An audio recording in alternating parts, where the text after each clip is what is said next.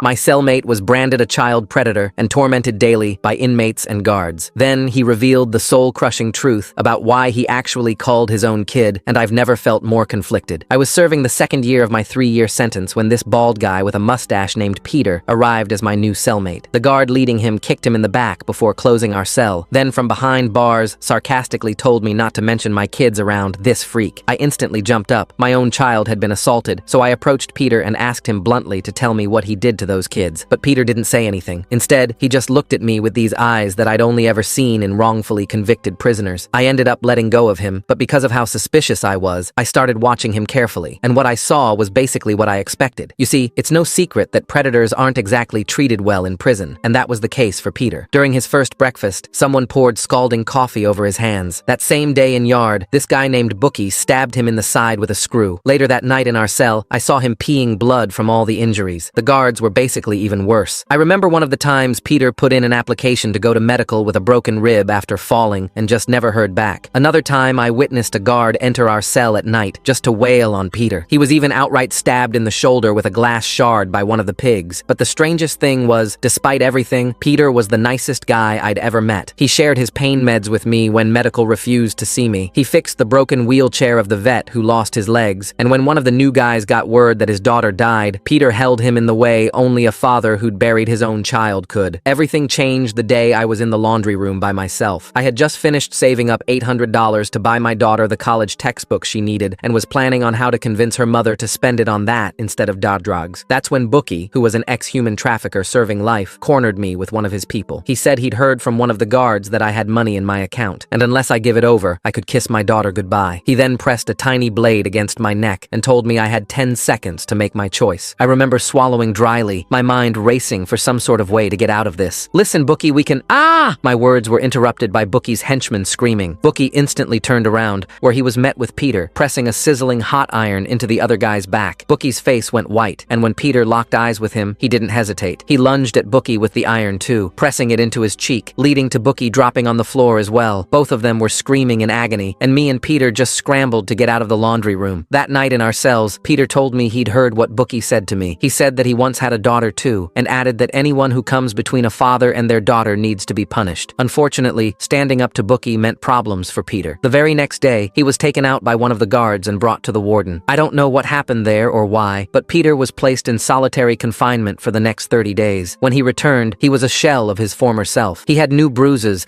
as if someone was somehow able to get near him. He'd lost so much weight, he was literally anorexic. And when I asked a guard what happened to him, I was told to mind my business unless I want the same treatment. The thing was, Bookie was out of the infirmary by this point, meaning it would likely only get worse for Peter. 4 days passed before it happened. I was cornered by a guard while waiting for Peter to be done in the showers, who told me that for my own good, I should head back to my cell. At first, I told him no. I was waiting for Peter, but then the guard just looked at me. He pulled out a photo of my daughter and asked if I was sure I wanted to wait for Peter. The implication was clear. I knew what was about to happen, and I felt terrible leaving Peter behind. But if it came down to him or my daughter, the choice was obvious. I remember just grinding my teeth in frustration before turning around and walking out. I heard the sound of someone getting punched basically instantly. That sound was then followed by muffled screaming, and then that same sizzling sound I'd heard before. I felt myself start to tear up. Peter only came back to our cell a few hours later. By that point, he had already been discharged from the infirmary. He had sustained 4 broken ribs, a broken nose, 3rd-degree burns on his back and torso. 2 of his teeth had even been pulled out. Yet from what he said, medical barely looked at him. They refused to give him pain meds, refused to let him spend the night there, didn't even stitch him up, just wrapped his injuries in bandages that were already seeping through and walked him back. Once our cell door closed, he couldn't even make it to his bunk. He just collapsed on the floor, not even moving, making these wounded animal sounds. I got down and knelt beside him. I told him I was sorry, that I wanted to help, but they threatened my daughter. Peter didn't even get mad when I told him. He said I made the right choice. He told me he would have chosen his daughter over me too. That's when, while still lying on the floor, Peter asked me if I wanted to know why he's really in here. I said yes, and he gathered the strength to sit up. It's true, I did call my own child. My face went white. Go on, I said hesitantly, but only because I found out he was working with Bookie. I stared at Peter's battered face as he struggled to continue, while down the hall, Bookie's crew gathered outside the infirmary, plotting their next move against us. The fluorescent lights flickered overhead, casting harsh shadows across his swollen features. Peter shifted on the floor, wincing as fresh blood seeped through his bandages. His hands shook violently as he tried to steady himself against the wall. Through broken teeth, he whispered the words that would change everything everything I thought I knew about him. My son Marcus started small, running packages for dealers when he turned 20, said it was just temporary money. Peter's voice cracked, and I watched his hands tremble harder, like leaves in a storm. The revelation hit me like a punch to the gut. Peter's son, not some random victim, but his own flesh and blood. I leaned closer, my mind racing to process what I was hearing. Peter forced himself to continue, each word seeming to cost him. He explained how Marcus escalated from substances to moving people within 2 years. The progression had been gradual, insidious. First, it was just packages across state lines. Then it became documents, fake IDs. Finally, it was people, desperate souls looking for a better life who found only slavery. My stomach turned as I realized Bookie wasn't Peter's first encounter with trafficking. This went deeper than prison politics or random violence. This was personal history bleeding into the present. A soft, scraping sound made us both freeze. Rodriguez, my work detail buddy from 2 cells down, slid a folded note under our door. I grabbed it quickly, unfolding the paper with trembling fingers. The message was brief, but terrifying. Bookie paying guards triple rates for special handling tonight. Watch your backs. Peter saw my face pale as I read. Without asking, he understood. He forced himself upright, using the wall for support, his decision clear in his eyes. He would tell me everything before Bookie silenced him permanently. With each movement, blood seeped through his bandages, creating dark stains that spread like accusations. The lights suddenly flickered off. Not the usual power-saving dimming, but complete darkness. Maintenance, the automated system announced, but we both knew better. This was orchestrated. The guards were creating opportunity for retaliation. In the darkness, Peter's voice found me. He described finding evidence of Marcus's activities hidden in their garage, photos of terrified young women with price tags attached, shipping manifests with human cargo listed as merchandise, bank statements showing deposits that no legitimate job could explain. The emergency generator kicked in with a mechanical whine, bathing everything in sickly yellow light. My blood ran cold. 2 of Bookie's men already stood at our cell door, jingling a guard's keys. Behind them, the guard himself counted a thick wad of cash, not even pretending to hide the transaction. Peter shoved me behind him despite his injuries. His legs shook from the effort of standing, but his voice was steady. He told them he'd come quietly if they left me out of it. Just him. No one else needed to get hurt. The men laughed, a sound like breaking glass. The taller one, a guy I recognized from the kitchen crew, shook his head. Bookie wanted us both now. Me for the disrespect of interfering, Peter for the scars he'd given their boss. Just as they fumbled with the lock, a commotion erupted from the neighboring cell. Wallace, an old-timer who'd watched Peter help others for weeks, suddenly clutched his chest and screamed. He collapsed dramatically, gasping about heart pain. Can't breathe. Need help now. The performance was Oscar-worthy. The guard cursed, torn between his paid job and the liability of a dead inmate. Wallace sold it perfectly, even managing to wink at Peter while clutching his chest in apparent agony. The guard had no choice. He radioed for medical, and within seconds, the corridor filled with responders. Bookie's men melted back into the shadows, their opportunity lost, but not for long. As the medical team worked on Wallace's miraculous recovery, Bookie himself appeared at our cell. Bandages covered his burns, but his eyes burned with something worse than pain. He gripped the bars, knuckles white, and made his proposition. He would reveal the full truth about Marcus, every detail, every victim, every horror, if Peter took his own life tonight. One life to know the complete truth about another. I opened my mouth to tell Bookie exactly where he could shove his deal, but Peter grabbed my arm. His grip was weak, but insistent. I looked at his face and saw something that terrified me more than any threat. He was actually considering it. Peter reached under his mattress with shaking hands and pulled out a hidden photo. The edges were worn from handling, the image faded but clear. A young man at 18, innocent and smiling at graduation, hope radiating from every feature. Peter's voice broke completely as he held it toward Bookie. When did Marcus first contact you? The photo trembled in Peter's grip, and I noticed bloody fingerprints from his injured hands staining the white border. Bookie's smile was pure poison. He claimed Marcus sought him out at 21, already experienced in moving product. The kid had ambition, Bookie said, wanted to expand from packages to live cargo, had ideas about efficiency, profit margins, market expansion. Before Bookie could continue his sick sales pitch, the warden's voice boomed over the intercom. Surprise cell inspections, effective immediately. All inmates to remain in cells, all non-essential personnel to clear the blocks. Bookie's crew scattered like roaches when the lights come on. Even Bookie himself had to retreat, but not before promising this wasn't over, not by a long shot. The inspection was a joke. The warden himself led it, stepping directly over Peter's blood on the floor without comment. He glanced at Peter's visible injuries, the seeping bandages, the swollen face, the way he could barely stand, and marked his clipboard. No issues noted. As he turned to leave, I saw him pocket something Bookie had left behind. A small envelope, probably more payment for looking the other way. Once we were alone again, Peter told me about hiring a private investigator when Marcus's behavior first changed. The man was good, experienced, had worked missing persons cases for 20 years. He got close to the truth, sending Peter updates about Marcus's associates, his movement improvements, his growing wealth. Then the updates stopped. The PY's office was found ransacked. His car was in the river. His body was never recovered. I helped Peter back to his bunk as he talked, trying to make him comfortable despite his injuries. The next morning came too soon, bringing new revelations. In the yard, while Peter struggled to walk his mandatory laps, Santos approached. I'd seen the lifer watching Peter since his arrival, always from a distance, always with an unreadable expression. Now he came close, rolling up his sleeves to reveal a constellation of knife scars. "I knew your boy Marcus," Santos said simply, from the outside. Peter stopped walking. I thought he might collapse, but he held himself upright through sheer will. Santos described Marcus's reputation with clinical detachment: young, smart, utterly ruthless. He specialized in teenagers because, in his words, they were easier to break. The scars on Santos's arms, those came from Marcus personally, when Santos tried to protect his cousin's daughter from recruitment. Even Santos, who'd seen decades of prison violence, looked disturbed recounting it. Marcus didn't just move people, he broke them first, ensuring compliance through methods that made hardened criminals flinch. Peter's body finally gave out. He vomited blood onto the yard concrete, and I realized with growing horror that he was dying from internal injuries the medical ward had ignored. Every beating, every untreated wound, was adding up to a death sentence. I supported him back to our cell, but news traveled fast in prison. Valdez, a trustee who cleaned the warden's office, took an enormous risk. He slipped Peter a folder he'd photographed, Marcus's arrest records showing multiple dropped charges. Peter's hands shook worse than ever as he read. 3 investigations dropped after witnesses vanished. A 15-year-old girl who escaped Marcus's operation and tried to testify. Her statement mentioned Bookie by name before she disappeared. The records painted a picture of escalating horror. Marcus personally disciplined girls who tried to run, using methods that made even Bookie's torture seem mild. Peter read each page like he was swallowing glass, absorbing every detail of what his son had become. That night, Bookie sent word through a guard. Tomorrow, Peter would learn what happened to the 9-year-old girl that finally made him act. The message was clear. The worst was yet to come. Peter spent that sleepless night hunched over scraps of paper, writing letters he'd never send. I watched him work by the dim emergency lighting, each word carved out with trembling hands. The papers were attempts to reach Marcus that had failed over the years. Birthday cards returned unopened. Graduation congratulations that came back marked refused. One letter bore dark stains from when Marcus had attacked him during their last meeting. The depth of Peter's guilt became clear as dawn broke. He'd been absent during Marcus's crucial teenage years, chasing promotions and overtime while his son drifted into darkness. Every missed baseball game, every canceled weekend visit, every broken promise had widened the gulf between them until it became an abyss. At breakfast, the cafeteria atmosphere shifted when we entered. Inmates who normally mixed freely now segregated themselves, avoiding our table like we carried plague. The isolation broke when Williams, a soft-spoken man doing 15 for armed robbery, carried his tray to our corner. His jaw was set with determination. Williams sat down heavily and revealed why he'd come. Marcus had tried to recruit his daughter 2 years ago. She'd been walking home from her job at the mall when a young man in an expensive car offered her modeling work. Something about his practiced smile and 2 smooth words had made her nervous enough to call her father. The daughter escaped because a neighbor, an off-duty cop, had intervened when Marcus became insistent. But 2 of her friends from the same mall weren't so fortunate. Williams still carried their missing person flyers, worn soft from handling. Both girls had vanished within weeks of meeting a charming young man who promised them better lives. Peter absorbed every detail Williams shared, documenting patterns despite the visible agony each revelation brought. His notebook filled with times, dates, locations, a father's desperate attempt to understand the monster wearing his son's face. A guard approached our table carrying a small package. He dropped it in front of Peter with deliberate casualness before walking away. Inside was a photograph from the prison commissary, a child's pink sneaker, size 2, lying in dirt. A note was attached. "She fought harder than you did." Peter's entire body went rigid. He recognized the shoe brand immediately, the same type he'd bought for Marcus when he was 9, before everything went wrong. The symbolism wasn't lost on him. His hands shook so violently he couldn't hold the photo steady. I spent the morning using contraband cell phones, desperately trying to verify my daughter's safety. The guard's threats had seemed like standard intimidation, but Bookie's reach was longer than I'd imagined. Every unanswered call, every text that went unread, tightened the knot in my stomach. Martinez from my work detail found me during afternoon rec time. He'd mentioned working courthouse maintenance during orientation, but never elaborated. Now he revealed he'd been there when Marcus's cases were heard. The lawyer defending him was infamous, a man who specialized in making trafficking charges disappear through technicalities and missing evidence. Peter shared his own attempts to work within the system. He'd confronted Detective Morrison about Marcus's activities, bringing evidence he'd gathered himself. Morrison had examined the photos and documents, then calmly threatened to charge Peter with harassment if he didn't drop it. 6 months later, Morrison retired early with a pension that didn't match his salary. Bookie's deadline arrived with the setting sun. Through intermediaries, he set terms. Peter would learn everything about the 9-year-old girl, Emily, but only if he agreed to end his own life afterward. The knowledge would be his final torment. Chen from the library block approached Peter during evening count. I'd heard Chen bragging about his computer crimes, identity theft, financial fraud, the works. Now he admitted, with obvious shame, that he'd helped Marcus create false identities for trafficking victims. New names, fake histories, documents that would pass any inspection. Peter's fever spiked that night from untreated infections. In his delirium, he called out Marcus's name repeatedly, begging forgiveness from both his son and the victims. Other inmates turned away, unable to meet his eyes. Even hardened killers have limits. Bookie's psychological warfare intensified with another message. This time it was a photograph of Emily before Marcus took her, a bright-eyed girl at her 9th birthday party, cake frosting on her nose, surrounded by friends. The innocence in that image made the implied horror unbearable. Word spread through the block like wildfire. Conversations stopped mid-sentence. Card games were abandoned. Even the constant background noise of prison life seemed to quiet. Crimes against children that young crossed a line that united even sworn enemies in revulsion. Peter forced himself to study Emily's photo with the intensity of a detective. He recognized the neighborhood immediately, just 2 blocks from his own home. The school uniform she wore came from Marcus's old elementary school. The realization that his son had hunted so close to home, in their own community, broke something inside him. The shift in prison dynamics became undeniable. Inmates who had shunned Peter now offered quiet support. A member of the Southside crew slipped him extra food. The Muslims included him in their protective circle during yard time. Even some guards seemed uncomfortable with Bookie's campaign. Through the contraband phone network, inmates' families began sending information. Photos arrived of items found in Marcus's abandoned storage unit, trophies Peter recognized from victims, a charm bracelet Marcus had given his first girlfriend, a class ring that didn't belong to any school Marcus attended. Each item represented a life destroyed. My loyalty to Peter solidified as he shared more details. He'd tried everything: interventions with family, therapy sessions Marcus mocked, even having his son arrested for assault. But money always intervened. Charges were dropped, witnesses recanted. The system that should have stopped Marcus instead enabled him. Peter made his choice clear to anyone who would listen. He refused Bookie's offer of Sewerslide. He would live with the weight of truth, honor the victims by bearing witness to their suffering. Death would be an escape he didn't deserve. During shower time, Peter confronted Bookie directly. The confrontation was brief but explosive. Peter announced he already knew what Marcus had done to Emily. He'd been there for the aftermath. The confidence drained from Bookie's scarred face like water from a broken cup. Peter's health deteriorated rapidly, but he managed to trade commissary items for antibiotics another inmate had hoarded. Without proper medical care, it was the only treatment available in our corrupt system. The pills were expired, but they were better than nothing. Bookie's crew began showing cracks. Learning about Emily changed the dynamic. These were men who'd done terrible things, but crimes against children that young violated even their twisted code. Several members distanced themselves, unwilling to be associated with child trafficking. The tide turned decisively when Big Tom, the shot caller for the entire block, made an announcement during evening rec. Peter was now under his protection. Tom's own granddaughter was Emily's age, and the thought of what had happened sickened him. Anyone who moved against Peter would answer to him personally. Inmates mobilized their outside contacts to investigate Peter's claims about police corruption. Phone calls were made, old connections activated. The network that usually smuggled contraband now hunted for truth. Evidence began trickling in. Photos of Morrison's new boat, records of deposits that coincided with dropped charges. Peter revealed more details about Marcus's final hunt. Phone records had led him to discover Emily's location after she'd already been taken. She'd escaped from wherever Marcus held her, but she was just 9 years old, alone, terrified. She'd vanished, trying to find her way home. Word spread that Peter had exhausted every legal channel before taking matters into his own hands. He'd filed reports, hired lawyers, contacted federal agencies. Every door had been slammed in his face. The system protected Marcus, while Emily disappeared into darkness. Bookie's options narrowed as his own crew questioned their association. Working with child traffickers was bad for business, even in prison. The unwritten rules that governed their world had been violated. Honor among thieves didn't extend to those who hurt children. Santos revealed what the streets had known, but police ignored. Marcus had been hunting for Emily after her escape, checking homeless camps, questioning other street kids. The search had been methodical, desperate. Peter confirmed the terrible truth. He'd followed Marcus's hunt and found Emily's body first. Peter's transformation affected younger inmates profoundly. He taught them the warning signs of traffickers, the smooth words and false promises that lured victims. His informal classes during yard time drew growing crowds. Knowledge became his weapon against future predators. The Vietnamese gang threw their support behind Peter after their leader learned Marcus had specifically targeted girls from their community. The trafficking had been systematic, exploiting language barriers and immigration fears. 3 girls from their neighborhood remained missing. Bookie's attempts to turn opinion against Peter failed spectacularly. His rants about Peter being a child killer rang hollow when everyone knew the truth about Emily. The more Bookie pushed, the more isolated he became. His own criminal empire crumbled from within. The prison chaplain, who'd maintained careful neutrality, finally took a stand. He'd seen Peter's medical records, the documentation of systematic abuse and denied treatment. Even a man of God couldn't ignore such injustice. He began advocating for proper medical care, using his influence with administration. Peter's reputation completed its transformation. No longer seen as a child killer, he was recognized as a father who'd done what the system wouldn't. The same men who'd attacked him now offered protection. The guards who'd tortured him now avoided his gaze. Rodriguez from the kitchen had been present when Bookie ordered the hit on Peter. He'd memorized every word, every detail. Now he agreed to share that information with other inmates, creating a witness pool Bookie couldn't eliminate. The truth spread through every tear. My release date loomed just days away, forcing an impossible choice. I could walk out, return to my daughter, pretend none of this happened, or I could risk everything to ensure Peter survived long enough for justice to find its way. My daughter needed me, but so did the memory of Emily and every other victim. Bookie's mask finally slipped completely during a rant in the yard. He forgot himself, referring to Emily and the others as merchandise and inventory. The slip revealed his true nature. These weren't people to him, just products to be moved. Even his own crew stepped back in disgust. The stakes crystallized for everyone. This wasn't just about Peter and Bookie anymore. It was about every Emily who never got justice, every parent who lost a child to predators, every system that failed to protect the innocent. The prison became a courtroom where society's failures were being judged. Peter demonstrated real growth by finding the strength to fight back rather than accepting death. He stopped calling out Marcus's name in his sleep. He ate regular meals. He participated in daily routines. Forgiveness, not for Marcus, but for himself, gave him the will to continue. Key inmates began rejecting Bookie's blood money. His offers of commissary credit and protection fell on deaf ears. Conscience, that rare commodity in prison, suddenly became more valuable than any bribe. Men who'd sold their souls for less now found their limits. Even corrupt guards started distancing themselves from Bookie. Association with child trafficking was career poison. The protection racket that had operated for years began to crumble. Guards who'd struck Peter now looked the other way when inmates moved to protect him. Peter won a small but significant victory when the night nurse, risking her job, properly treated his infections. She cleaned and dressed his wounds, administered real antibiotics, documented his injuries accurately. It was the first real medical care he'd received since arriving. Healing began, inside and out. Bookie made one final desperate offer. He would confess to authorities about his involvement with Marcus if Peter would admit to lying about everything. He wanted Peter to say Marcus was innocent, that Emily never existed, that it was all a delusion. The offer revealed Bookie's true fear: official investigation. Peter laughed at the proposition,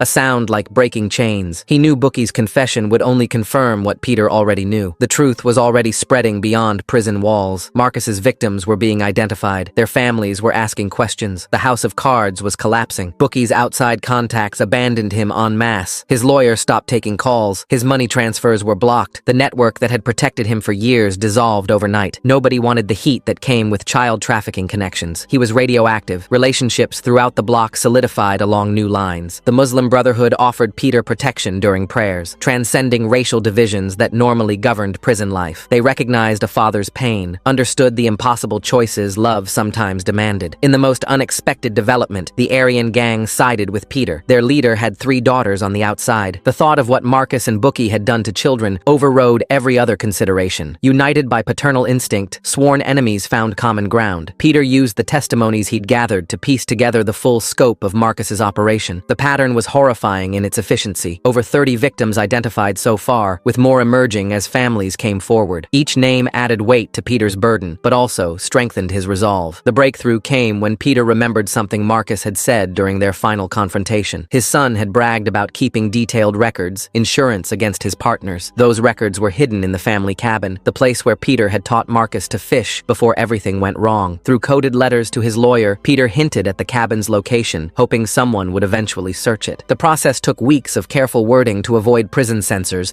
while still conveying the crucial information. Each letter built on the previous one, creating a trail of breadcrumbs only someone motivated to follow could piece together. Documentation surfaced, proving Detective Morrison took bribes to bury cases against Marcus. Morrison's own handwritten notes, recovered from a safety deposit box during an unrelated investigation, detailed payment schedules and case numbers. The evidence painted a clear picture of systematic corruption that had protected Marcus for years. A guard who found his conscience approached Peter during morning count. The man had worked the prison for 15 years, but couldn't stomach what he'd witnessed anymore. He revealed that prosecutors had finally searched Marcus's apartment after receiving receiving anonymous tips. They discovered victim records Marcus had kept as insurance against his partners. The block collectively judged Bookie guilty of enabling child trafficking. Indigenous prison justice operated on principles older than any court system. Men who'd committed various crimes united in their verdict. Some sins crossed lines that couldn't be forgiven. During mealtime, Bookie launched a desperate attack. He'd filed a spoon handle into a crude shank over several days, hiding it in his waistband. As Peter reached for his tray, Bookie struck, driving the weapon into Peter's kidney. The makeshift blade penetrated deep, and blood immediately began pooling with the spilled food on the cafeteria floor. Peter collapsed as I applied pressure to the wound. My hands pressed hard against the bleeding while Bookie stood over us, claiming self-defense to anyone who would listen. He insisted Peter had threatened him first, that this was justified retaliation for the burns Peter had given him. Witnesses wavered between truth and survival as guards demanded statements. The corrupt officers wanted testimonies that would support Bookie's version of events. They offered commissary credits, phone privileges, even sentence reductions for anyone willing to lie. The pressure was intense, but something had shifted in the block's collective conscience. I held Peter's wound closed alone as medical staff delayed their response. The guards had clearly instructed them to let Peter bleed out before providing aid. Each second stretched like an hour as I felt Peter's life seeping between my fingers. He whispered Emily's name repeatedly, his voice growing weaker with each repetition. Making a critical decision, I began screaming for help while claiming Bookie had just confessed to enabling child trafficking. My voice carried across the cafeteria, forcing witnesses to choose sides. I announced that Bookie had admitted to supplying Marcus with victims, that he'd bragged about it while stabbing Peter. The accusation triggered a cascade of responses. Inmates who'd been wavering suddenly found their voices. They began shouting their own accusations,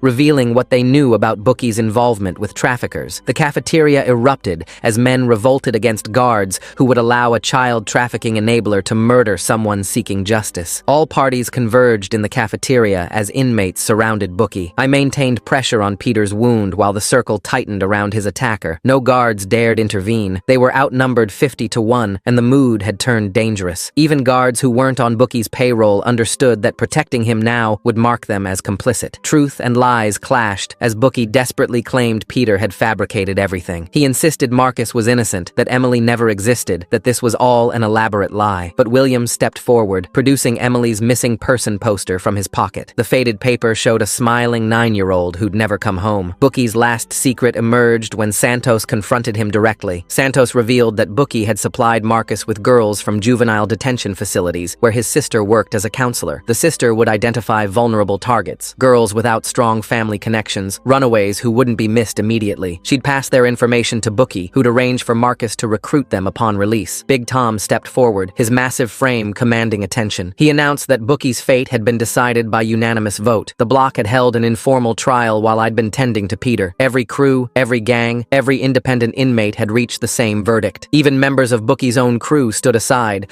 unwilling to defend him any longer. Peter faced his final moral choice as he lay bleeding on the cafeteria floor. Through tremendous effort, he raised his hand, gesturing for Tom to stop. He asked only that Bookie live with what he'd done, that death would be too easy an escape. Peter's capacity for mercy, even while dying, stunned everyone present. But the block overruled Peter's plea for mercy. Prison operated by different rules than the outside world. Here, crimes against children demanded a specific response. Peter's forgiveness meant nothing in this context. The collective had already passed judgment, and their verdict was final. Bookie, sensing his fate, made one last desperate move. He pulled another weapon from his sock, a razor blade melted into a toothbrush handle. Rushing at Peter with suicidal determination, he seemed intent on taking Peter with him or dying in the attempt. The charge was clumsy, driven more by panic than skill. As Bookie charged, Peter weakly raised his food tray in defense. The aluminum tray should have offered little protection, but Bookie's momentum worked against him. He stumbled over spilled food on the floor, his trajectory shifting at the crucial moment. The makeshift weapon glanced off the tray's edge and, driven by Bookie's own force, plunged into his throat. Bookie collapsed beside Peter, blood spurting from his severed artery. He bled out faster than Peter, his life draining onto the cafeteria floor in minutes. His last words were a gurgled attempt to say Emily meant nothing, that she was just another product, but the words died with him, unfinished and unheard by most. Peter survived because media attention arrived at the perfect moment. My smuggled calls to journalists over previous days had finally borne fruit. A reporter investigating prison corruption had received my messages about systematic denial of medical care. The story was already being prepared when Bookie attacked, and the reporter's inquiries to the warden created immediate pressure. Administration couldn't afford another death under suspicious circumstances, while journalists were asking questions. Medical staff suddenly appeared with proper equipment. They stabilized euthanized Peter efficiently, providing the care they'd denied for weeks. Sometimes exposure saves lives simply by making neglect too costly to continue. Bookie died unmourned while doctors worked on Peter. The cafeteria slowly emptied as inmates returned to their cells, the normal rhythms of prison life resuming. His body was removed without ceremony, another casualty of the violence that plagued the system. Official reports would list it as self-defense, which was essentially true. Final obstacles to Peter's recovery disappeared as corrupt guards transferred out. They knew their protection racket was exposed, that investigations were coming. Rather than face scrutiny, they requested reassignments to other facilities. Their replacements were carefully selected officers with clean records who wouldn't tolerate the previous arrangements. A new equilibrium formed within the block. Peter, once recovered enough to leave the infirmary, became an informal educator. During yard time and meals, he shared his hard-earned knowledge about trafficking warning signs. He taught younger inmates how predators operated, what promises they made, how they identified vulnerable targets. His classes weren't official, but they were well attended. My release date arrived with Peter finally stable. He'd survived multiple surgeries and was expected to make a full physical recovery. The psychological wounds would take longer to heal, but he'd found purpose in preventing others from experiencing what Emily and Marcus's other victims had endured. On my last morning, Peter handed me a sealed envelope. Inside was a detailed letter for authorities about the cabin's location, along with specific dates and records they should search for. He'd also included contact information for other victims' families who deserved closure. The letter was his insurance policy. If anything happened to him, the truth would still emerge. I walked out of prison with Peter's letter and a promise to ensure Emily's story reached the right prosecutors. Peter would serve his remaining time with dignity intact, surrounded by men who now understood why he'd done what the courts wouldn't. Bookie's death had been ruled self-defense, and the block was safer without trafficking connections poisoning it. Some sins can't be forgiven, but some fathers understand why Peter did what he did. We both carry our daughters in our hearts as we face whatever comes next. The system had failed Emily and dozens of others, but Peter had ensured Marcus could never hurt another child. It wasn't justice in any legal sense, but it was the only resolution available when every proper channel had been corrupted. The prison walls that had confined Peter now protected him from those who'd preferred Marcus's crimes remain hidden. Inside, he'd found an unexpected community of fathers who understood his choice. Outside, I carried his truth toward whatever justice remained possible.